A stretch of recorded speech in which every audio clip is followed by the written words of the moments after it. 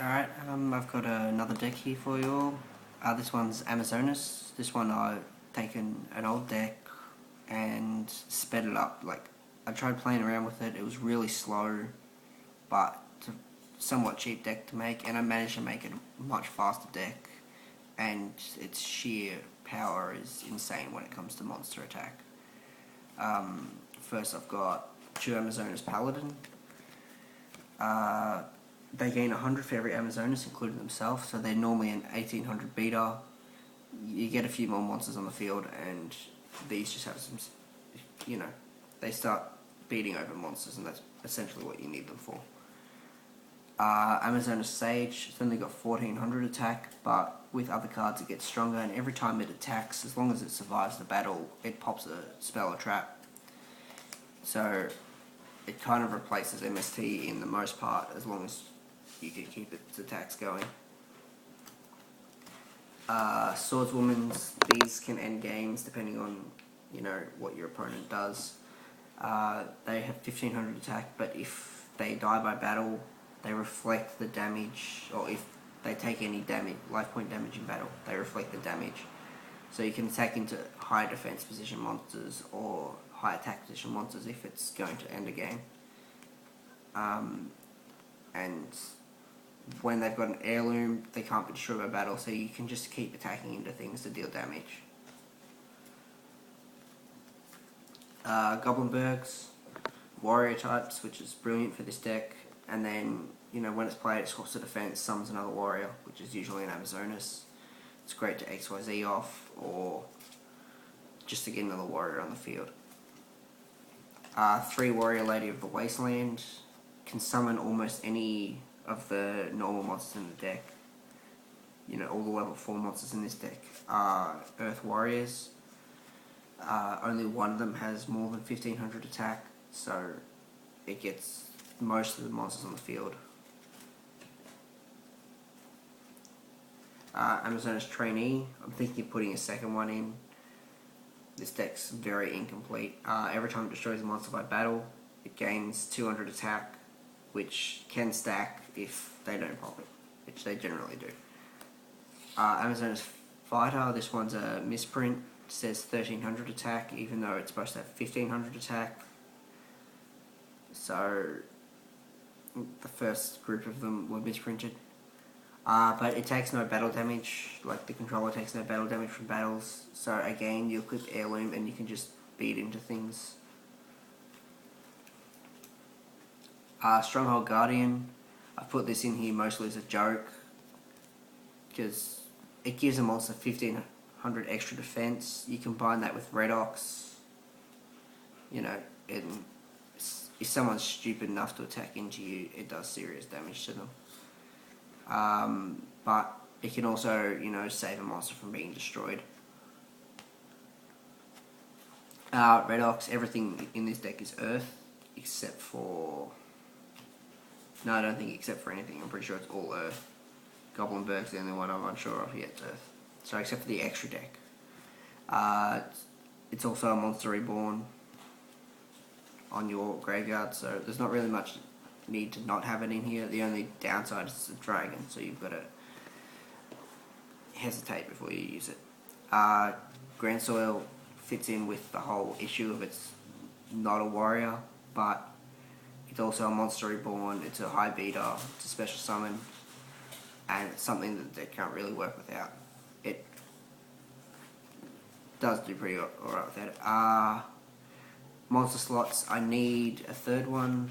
I don't know where I've put it, but these speed up the deck heaps. Seeing as almost everything is a level 4 warrior in this deck, it banishes a level 4 if you have a level 4 on field, and then it draws a card, and if that card you draw is a level 4 monster, it special summons it.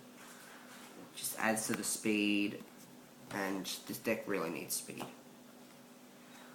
2 Heirlooms, they can only equip to an Amazonas, but if that Amazonas battles, it's not destroyed by battle once per turn. And then if it's the monster that attacks, it also pops the other monster after the battle. So that plus Swordswoman means you're reflecting your opponent's attacks back at them, destroying their monsters, and there's not really much they can do except attack it twice. or pop it. Amazon's Village, if an Amazoness dies by battle or card effects, you get another one from your deck, so plus it gives them all a 200 point boost, which isn't that big considering what the rest of the deck does. Solidarity, as long as I'm not using any non-warriors, then everything I've got will gain 800 attack per Solidarity, so they stack, and it puts me into 3000 attack plus monsters that I can just spam really quickly. That plus Blade Armor Ninja goes up to 3000 attack. Rhoda, you need it. Just searches any Amazonas or the other monsters that I have. And then Warrior Returning Live to bring one back just in case. Dark Hole. It's Dark Hole. There's not really, and same with Book. There's not really an explanation needed for those cards. Duality. The deck doesn't special summon often, so this card's not really that hindering. It does special summon too often for it to need 3, but 1 is perfectly fine. MST, again, I'm only running 1 MST, but I've got Sage to pop spells and traps, so it doesn't cause too many problems. The Amazonas Archers, this plus a Jama Trio can end games, but I've dropped the Jama Trio just because there's no point having it in there for if you have another trap. But otherwise, if your opponent attacks, it swaps everything they've got on the field to attack mode, they all lose 500 and they have to attack. So if they're only just going to beat over something and they've got a heap of defense position monsters, this turns their attack into serious damage. And then Torrential, Compulsory, and Bottomless just to get rid of monsters. And then moving on to the extra deck. Originally it was hard to make the extra deck, but as they keep releasing more XYZs, they keep releasing more Warriors. XYZs you've pretty much got to keep to Warriors, because as soon as a non-warrior gets into your graveyard, your Solidarities are useless, they become dead draws and your monsters get weaker.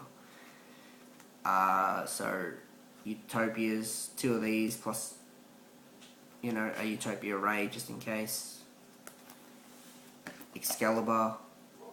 Its effect only doubles its original attack, so this is only for when you don't have any attack boosting cards and when you're out of Blade Armor Ninjas, or you can't beat over something. There's almost no reason to have it. Blade Armor Ninja, there should be 2 of these in here, if not 3.